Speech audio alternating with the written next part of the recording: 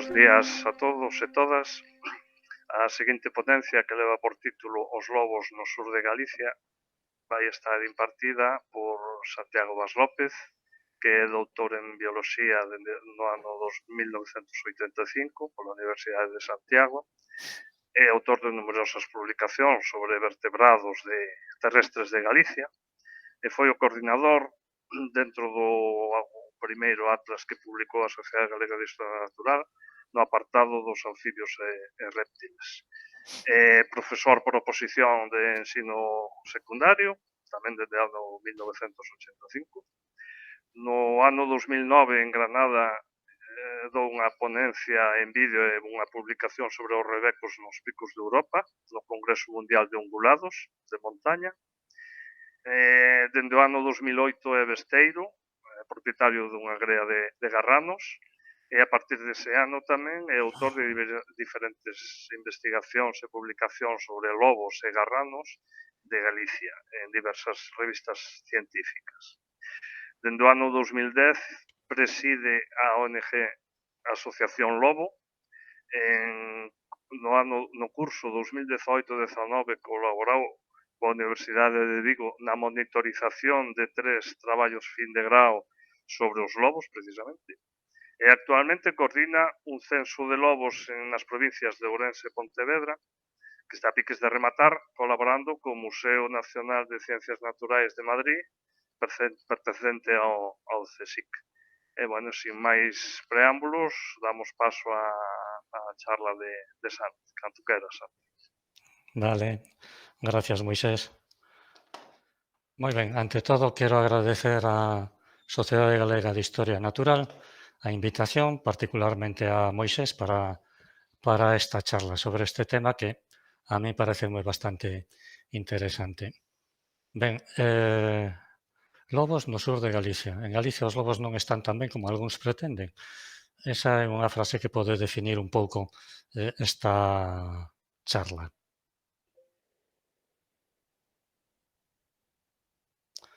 Ben, falar de lobos para min non é falar de lobos. Os lobos non son un ente aislado. Os lobos viven no monte, viven dentro dun ecosistema. Dependen, por tanto, de outros animais. Están todos relacionados.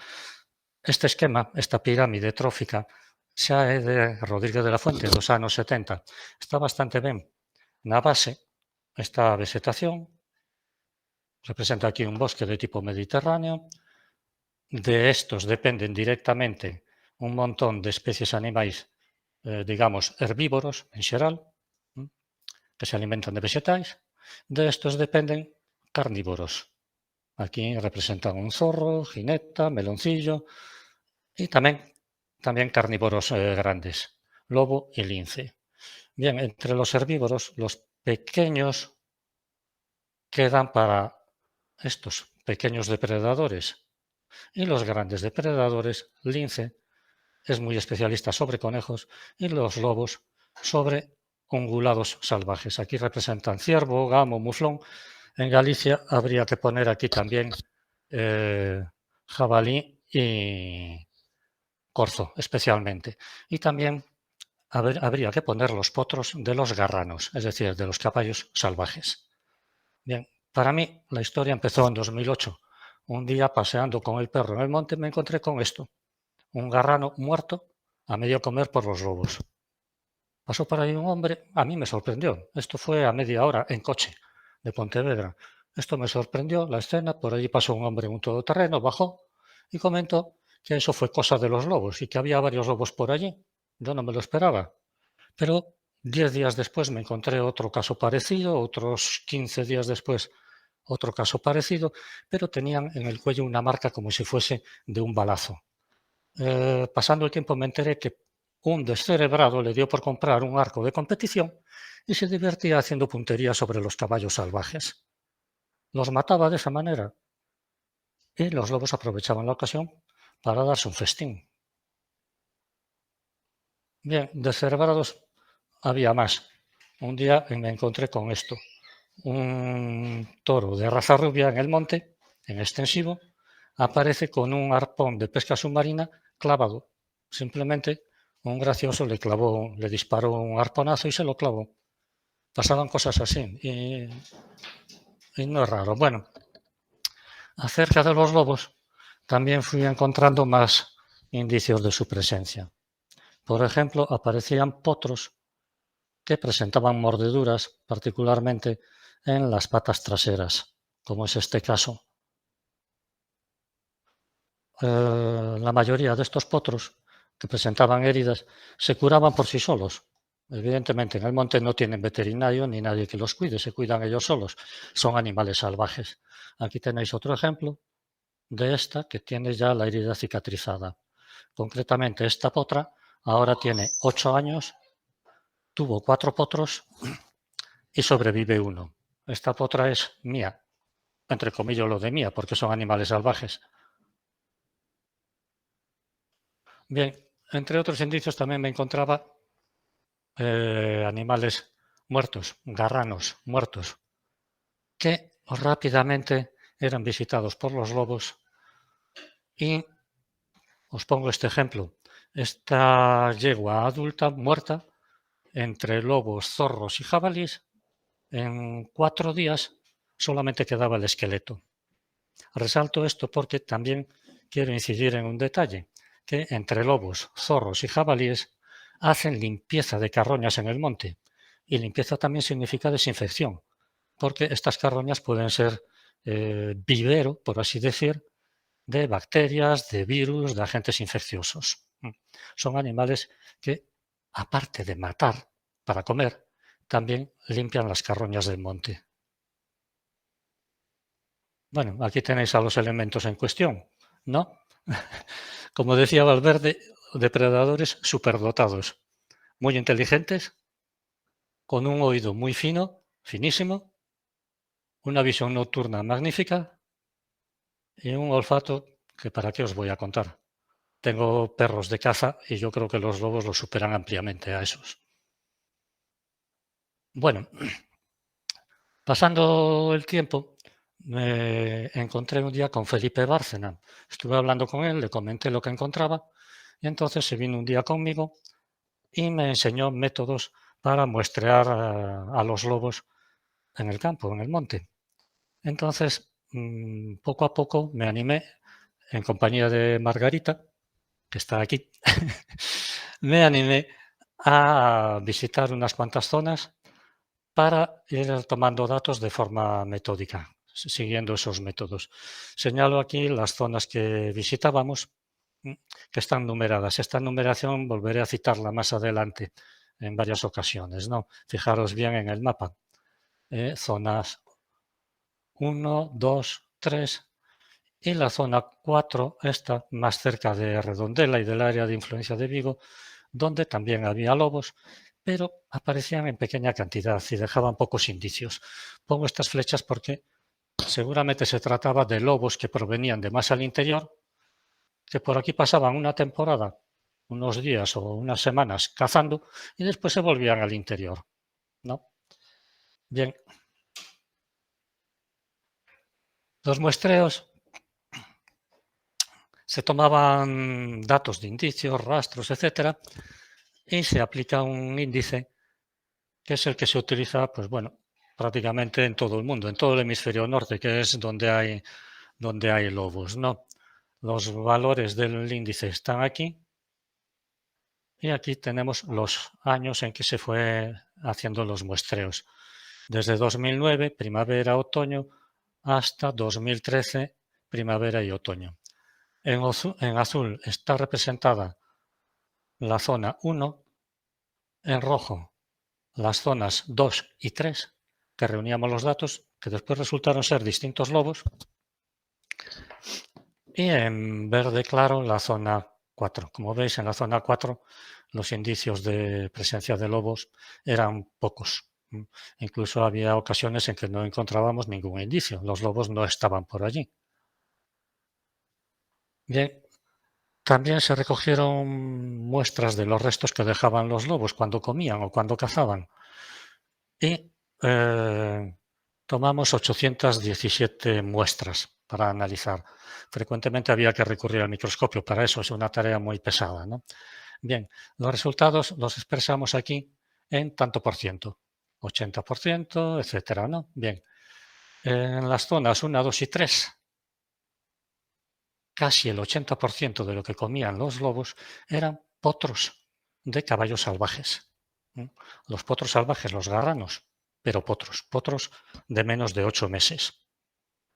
En cambio, en la zona 4, donde estaban solamente de forma ocasional, y es una zona más, son montes más humanizados, ahí hay menos garranos, son más bien escasos, o eran más bien escasos, ahora siguen siendo escasos.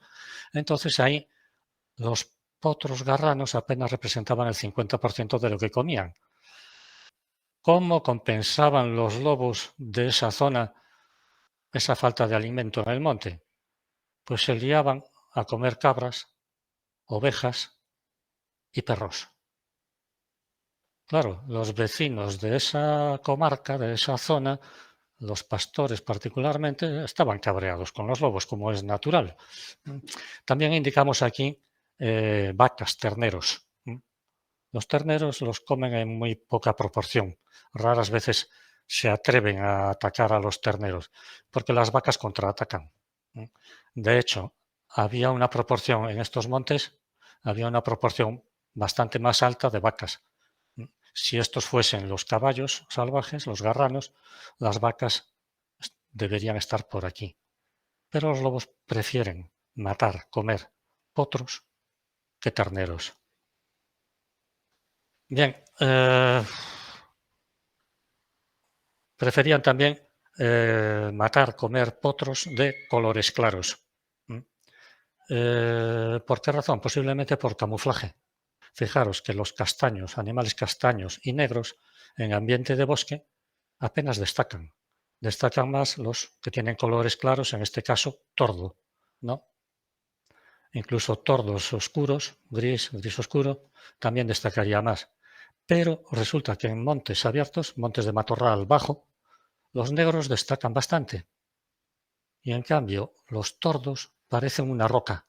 De hecho, en Pontevedra son conocidos como pedreses, porque tienen color de piedra natural. Estos eran los menos perjudicados, estos y los castaños, en montes abiertos, en la zona 2, y, perdón, estos y los negros los menos perjudicados en ambientes boscosos. Garranos, tordos, ya los había en el Paleolítico. Aquí tenéis esta pintura rupestre de Pechmerle, que tiene más de 20.000 años. También en el Paleolítico los garranos tenían que enfrentarse no solamente a los lobos, sino también a grandes felinos, leones, leopardos, tigres de dientes de sable. Esta es una representación de la Font de Goma, de hace unos 12.000, 13.000 años. Bien, pasando el tiempo, ahí entre 2013 y 2015, la Xunta de Galicia encarga a unos investigadores, una empresa de investigadores, un censo de lobos en Galicia.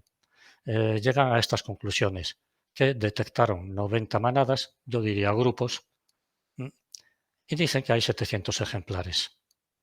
Dicen que está establecido que cada manada tiene 8 o 9 ejemplares.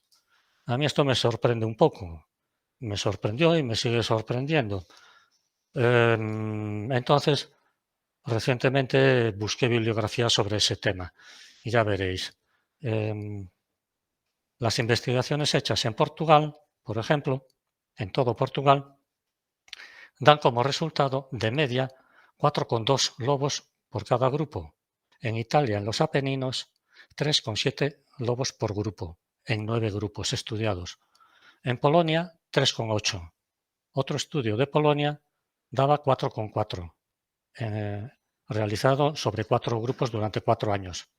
En el norte de España, Castilla, León, Cordillera Cantábrica, en 42 localidades, encontraron de 3,1 a 4,2 lobos por grupo. En Escandinavia, 4,1. Otro estudio en los Apeninos, 5,6. Y en Israel, 3,2. Entonces, eso de los 8 o 9 lobos por grupo parece poco creíble. De hecho, estos estudios refieren lobos adultos y jóvenes. Bien, si nos trasladáramos a Norteamérica, los resultados varían entre 2,6 en Wisconsin y llegan a 9,2 en Alaska. En Alaska, en alguna zona de Alaska, hay grupos de lobos donde hay de 8 a 9 lobos en cada grupo. Pero España no es Alaska, evidentemente, y Galicia tampoco es Alaska. La única Alaska que hay en España es una cantante muy conocida de todos, ¿no? Vamos, pero evidentemente esto no es Alaska. Al respecto, nosotros seguimos trabajando sobre ese tema desde el 2017 para aquí y también trabajamos en cuanto a tamaño de lobos, número de lobos en cada grupo. En Galicia dedicamos a ese tema 547 días sobre 10 grupos de lobos. Considerando adultos y jóvenes, obtuvimos una media de 3,7. Y eso considerando también, incluyendo un grupo de lobos en el que eran 7. Pero ese grupo ahora está extinguido. Entonces, incluso pueden ser menos. Entonces, lo de 700 ejemplares, en fin, habrá que volver a pensarlo. De todas maneras, este censo no estaba muy bien hecho. Es posible que ahora aparezcan grupos de lobos por esta comarca, tal vez por esta, pero también tendrán que considerar que desde que terminaron este censo de 2015 para aquí, varios grupos de lobos se extinguieron. Bien, desde el 2017 me encontré con Fernando Palacios, del Museo de Ciencias Naturales de Madrid, y le propuse la idea de hacer un censo de lobos en las provincias de Ourense y Pontevedra. Bien, la idea era muy ambiciosa, queríamos hacerlo en 4 años, y lo estamos terminando ahora, lo terminamos ahora. Ahora hay que procesar los datos, ahora viene el papel complicado, ¿no? Bien, para ello hicimos un montón de itinerarios en caminos y pistas forestales durante los 4 años. Están reseñados en este mapa en distintos colores, de tal manera que cada color corresponde a una temporada diferente, a un año diferente. En total, recorrimos 1.504 kilómetros de caminos y pistas forestales y realizamos muestreos en 2.291 puntos. Bien, creo que no está mal. Señalo aquí, esta zona que señalo aquí, nosotros no la muestreamos porque la estaban muestreando y la siguen muestreando esta gente del Museo de Ciencias Naturales, Fernando Palacios y compañeros que tiene, la están muestreando desde 2014. Están haciendo seguimiento de las manadas de lobos o los grupos, digamos, que hay por aquí, ¿no? Tampoco muestreamos algunas comarcas, por ejemplo, Ribeiro, Carballiño, Ourense, donde hay aldeas por todas partes. Tampoco merece la pena aquí, ni en las cercanías de Vigo, aunque de esto hablaremos a continuación. Bien, por el resto podemos decir que todas las sierras fueron muestreadas en nuestro trabajo. Esta foto. Bien, bueno, voy a comentar esto ahora. También nos encontramos durante este trabajo y anteriormente, esto fue en 2012, casos de furtivismo, de caza furtiva. Esta cachorra de lobo de 9 años fue matada durante una cacería de jabalís. La bala entró por el pecho, salió por el vientre. Me enteré 4 días después, llamé al Seprona, era viernes, me dijeron que tenía que avisar a Medio Ambiente. Los agentes de Medio Ambiente los avisé el lunes, vinieron el martes. Tomaron sus muestras, pasaron su informe, pero resultó también que durante los 8 días que pasaron desde que murió hasta que fueron ellos, ahí hubo 3 cacerías de jabalí y podían estar implicados 50 cazadores. Total, que echaron tierra por encima y aquí no pasó nada. No pasó nada, pero sinceramente yo creo que también se debía sancionar a las asociaciones de caza que permiten estas formas de furtivismo, ¿no? Más formas de furtivismo. Si veis este lobo joven, si os fijáis un poco, le falta una pata. Pensé que sería por causa de un cepo, después me enteré que fue de un balazo, también caza furtiva. Hay mucha caza furtiva. Bien, vamos a ver.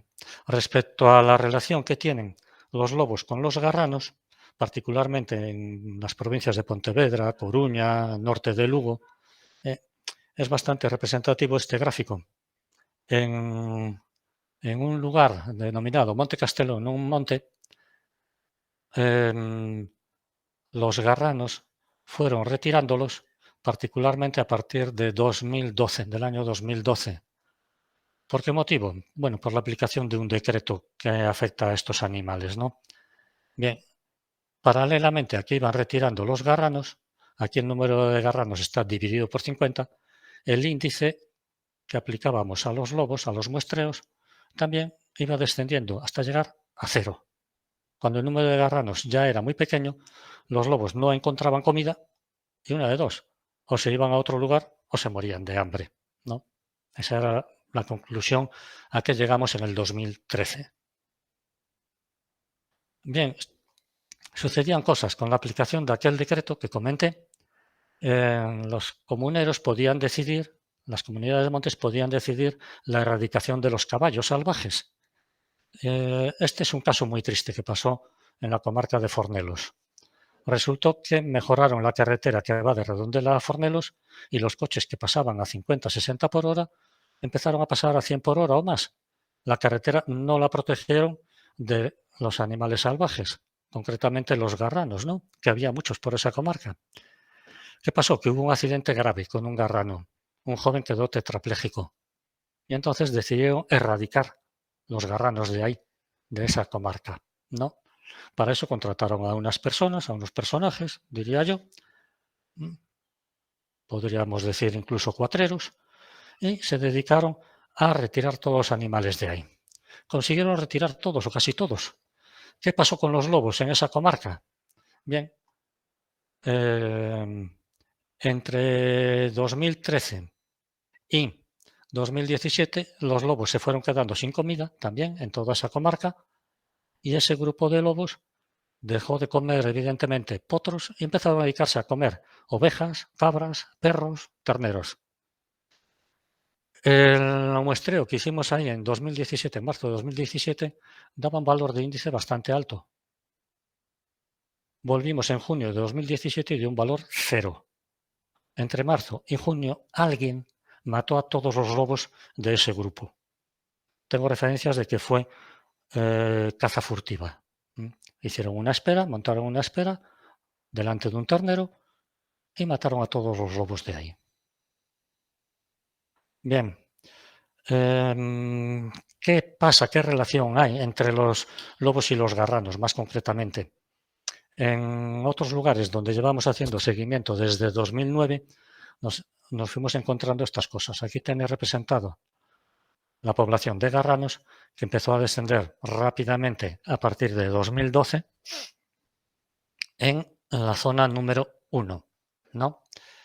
Bien, había 300 y pico, unos 315, 320, pero aplican el decreto de identificación equina, la gente va vendiendo sus animales porque no puede soportar los gastos que van a tener, los papeleos, las complicaciones, sanciones, y disminuye hasta un mínimo de 85.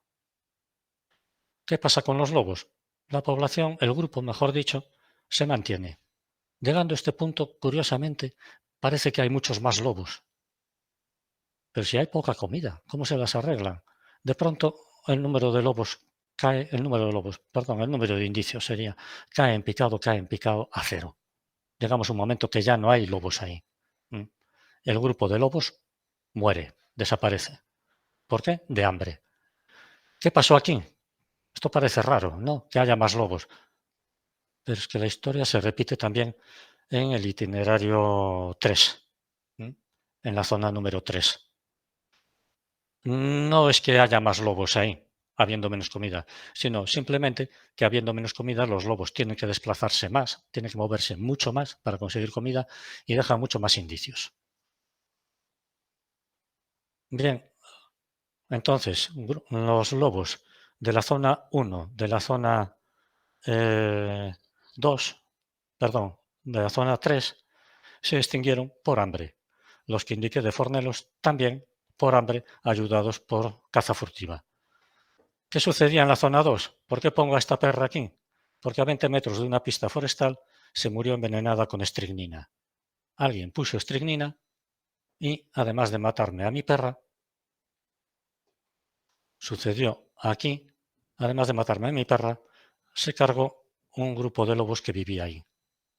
Bien, pasando el tiempo, aquí no hicimos censo, aquí tampoco, pasando el tiempo parece que vuelve a haber lobos por ahí, pero en los últimos años los lobos ahí no criaron. A veces están, a veces no están. El grupo se lo cargaron. ¿Cómo? Con estricnina.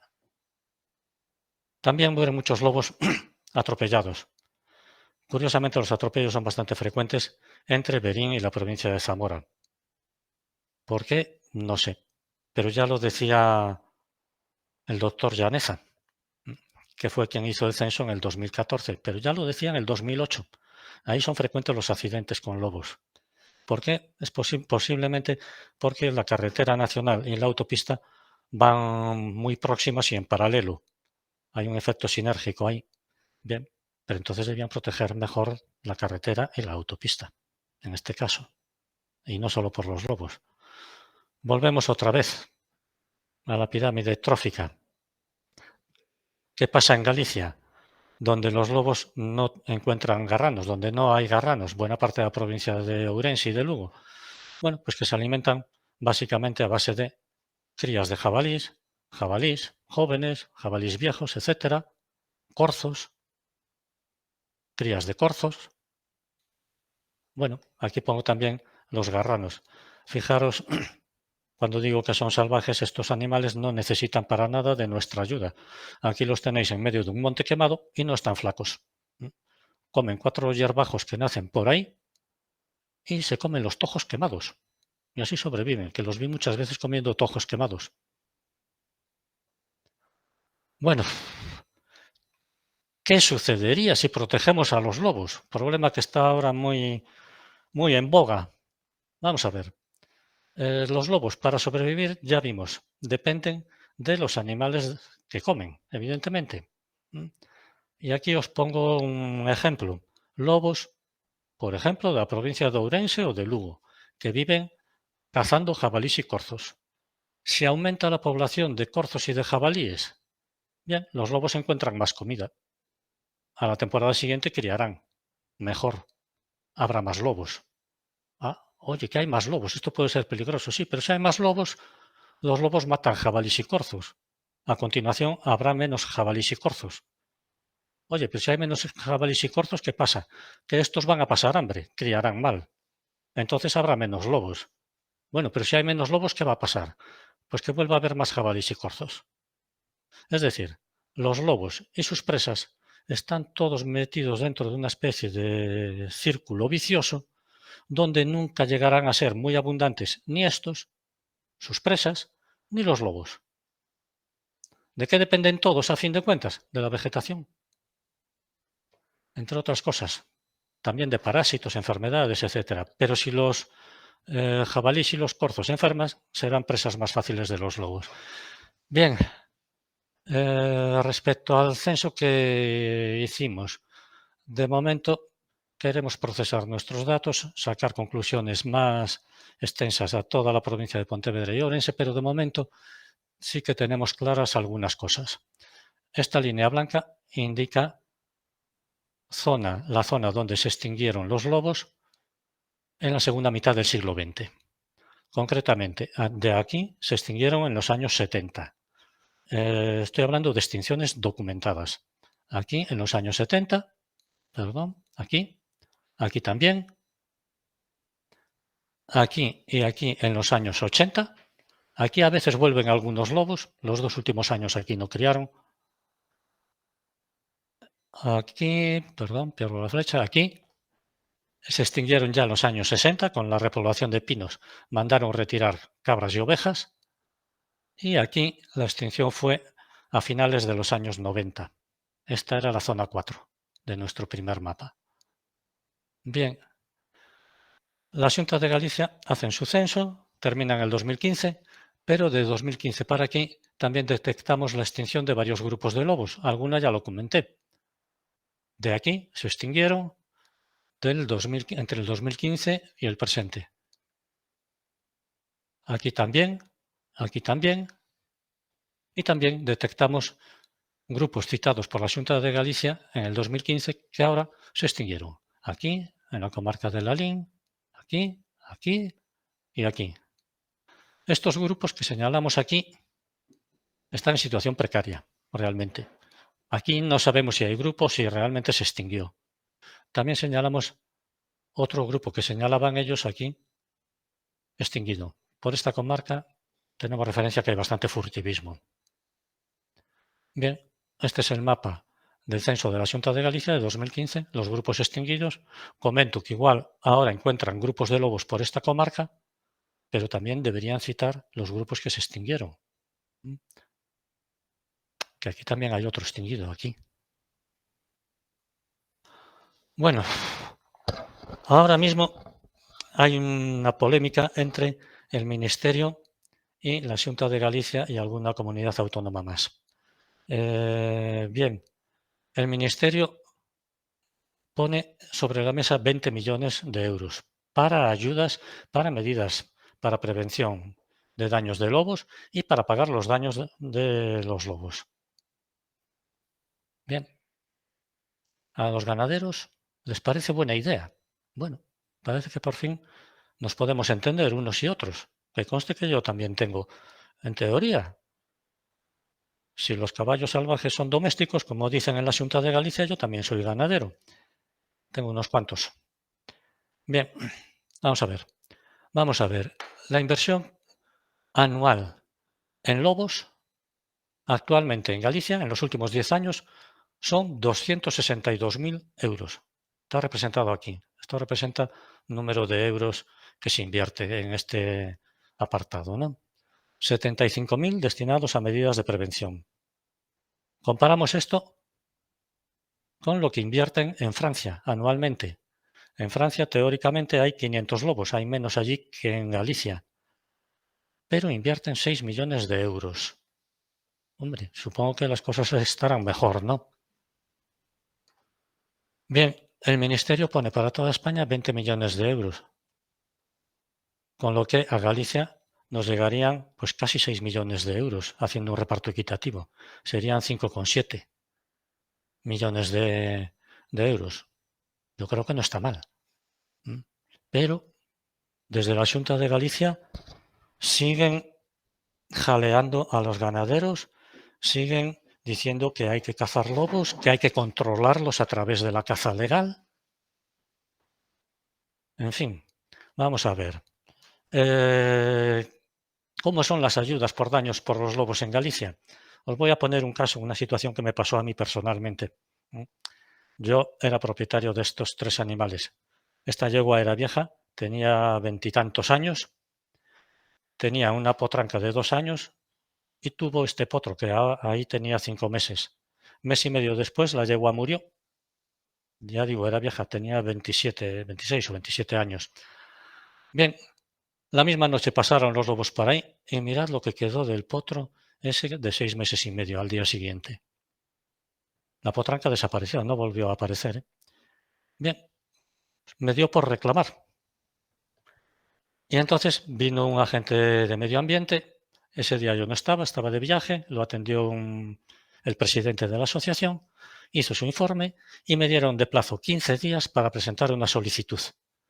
Bien, con los papeleos de la solicitud perdí 2 mañanas de trabajo, que se dice fácilmente. Bueno, envió la solicitud y tuve que esperar 15 meses para la resolución. En la resolución me dijeron que no me pagaban por un pequeño defecto formal, aunque fue un caso evidentísimo de que fue un ataque de lobos. Así estamos, mal atendidos, los ganaderos. Bueno, entonces vamos a controlar los lobos por medio de caza legal. Bueno, vamos a ver. Si en Galicia hay 700 lobos, según el censo de la Xunta de Galicia, que yo diría escasamente 400 o 300 y pico, pero bueno, vamos a hacerles caso. Si hay 700 lobos, desde el 2007 legalmente se cazaron solamente 17. Y desde 2014, concretamente, ninguno. Entonces, ¿para qué? ¿Para qué vamos a cazar lobos legalmente? Igual para fomentar el furtivismo, pues quizá. O igual porque hay gente que quiere cazar lobos legalmente, igual. Pero si tenemos 5 millones y pico sobre la mesa, ¿vamos a despreciar la oportunidad de solucionar los problemas por las buenas? Bien, aquí están estos datos que acabo de comentar. El Santi, caso que comenté quedan de 5 minutos, furtivismo. Santi. Ujú. Bien, entiendo que también hay cierta tolerancia con los cazadores, por lo menos aquí en Galicia. Los cotos de caza tienen que tener una zona, al menos una zona vedada de caza, pero la ley de caza de Galicia no indica dónde tiene que estar esa zona. Entonces, por picaresca, algunos cazadores lo ponen donde ya está vedado de por sí, en medio de la aldea. Cualquier día ponen un letrero de vedado de caza en la Catedral de Santiago y eso es legal. Increíble. Problemas que se enfrentan los lobos en el futuro. Pues, por ejemplo, este es uno de ellos. Este desbroce que se hizo en este monte tiene casi 3 kilómetros de largo por 1 de ancho. Resultado, pérdida de biodiversidad. Aquí está representado. La foto está hecha de aquí hacia aquí. Pero también desbrozaron aquí, aquí y aquí, y esta era la zona de cría de un grupo de lobos. Hay un proyecto de la Consejería de Medio Rural, no sé si lo llevarán adelante, de desbrozar 225.000 hectáreas de monte para pasto para ganado. Bien, esto serían las 225.000 hectáreas. Si a esto añadimos 440.000 hectáreas de eucaliptales que hay en Galicia, a ver cómo quedamos. Contestamos que con esos pastizales se produciría demasiada carne de vacuno y los precios en origen caerían. Muchos ganaderos se arruinarían. Los eucaliptales, aquí tenéis un ejemplo de un eucaliptal que fue tratado con herbicida 3 años antes. Al otro lado no. Aquí evidentemente no sobreviven ni las ratas y aquí por lo menos hay algo de comida para herbívoros. Diréis, bueno, pero si no se trata con herbicida, debajo hay vegetación. Sí, lo que predominan son los helechos de monte que son tóxicos. No hay quien los coma. Bueno, pero debajo de los helechos de monte, cuando el eucalipto tiene ya sus 8 años, pues encontramos hojarasca de eucalipto, cortezas, un tojo aquí y otro a 15 metros. Ese es el pasto. Otro problema, parques eólicos. ¿Por qué? Pues porque da muy fácil acceso al monte a los cazadores, a los furtivos, a un montón de gente. El monte pierde tranquilidad. Los furtivos pueden llegar a cualquier esquina en 5 minutos. Bueno, pero van a plantar tantos parques eólicos. Estos son los proyectos. Con que vayan arriba la cuarta parte de los proyectos, Galicia va a quedar transformada en algo así como esto. Esta es la zona de cría de un grupo de lobos. Fijaros los molinos qué tamaño alcanzan, representando a escala la Torre Eiffel. Para esto, para sobreiluminar ciudades como Madrid, Valencia, Barcelona o la nuestra, fijaos un poco, sobran muchos focos. Derrochamos. Otro gran problema, los incendios. Esta foto está hecha en el Parque Natural de Xurés. Pasamos 18 kilómetros por esta pista con este panorama. Mete miedo, sencillamente. Bueno, estas son algunas ideas que planteo para el futuro. Para empezar, tratar con respeto y justicia los hábitats de monte, no solamente al lobo, los hábitats, la fauna en general y a la gente del mundo rural y especialmente a los ganaderos. Buscar la raíz de los problemas para aportar soluciones adecuadas desde la raíz y no emprenderla a tiros con los jabalís o con los lobos o con los corzos o con quien sea. Primero, buscar dónde está la raíz del problema y buscar solución a esa raíz del problema. En fin, terminamos. Gracias por escucharnos y os presento al equipo que hicimos estos trabajos. Se presentaron 30 y tantos voluntarios y por selección natural sobrevivimos 5. Faltaba una, en concreto este día no pudo venir Nadia y aquí estamos. Muchas gracias. Bueno, Pois nada, ¿qué pasa? Santi, moitísimas gracias pola ilustrativa ponencia que fixeches e quedamos á espera Bueno, da publicación do estudo que estades a facer en colaboración co CSIC. sí.